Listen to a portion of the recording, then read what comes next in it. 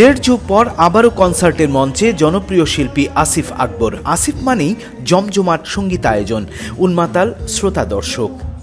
23 ফেব্রুয়ারি লন্ডনের royal regency হলে অনুষ্ঠিত কনসার্টে আসিফের সুরের মূর্ছনায় মুগ্ধ হয়েছেন শ্রোতা দর্শকরা।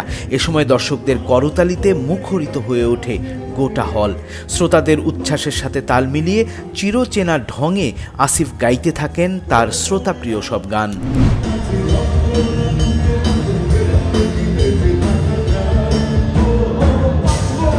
আয়ন টিভির আয়োজনে এই কনসার্টে বিপুল সংখ্যক দর্শক উপস্থিত ছিলেন।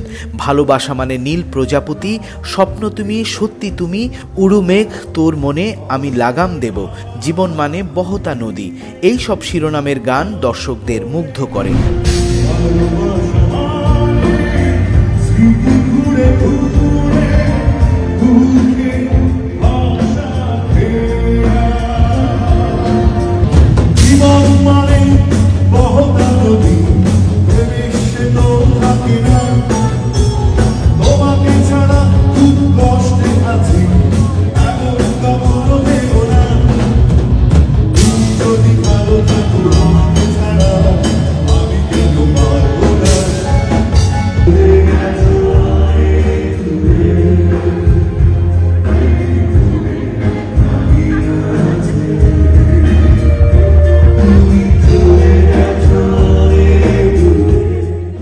তবে প্রিয়া তুমি কোথায় গানটি গাইতে শুরু করলেই দর্শকের উচ্ছ্বাস বেড়ে যায় বহুগুণ।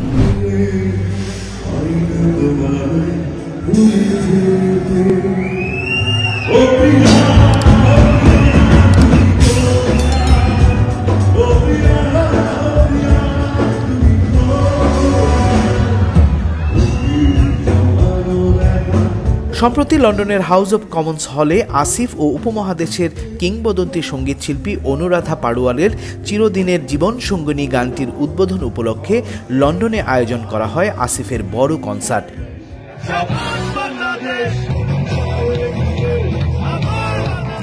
2024-এ ইউরোপের ইতালি ও পর্তুগালের কনসার্টের পর এবার লন্ডনে কনসার্ট করলেন আসিফ।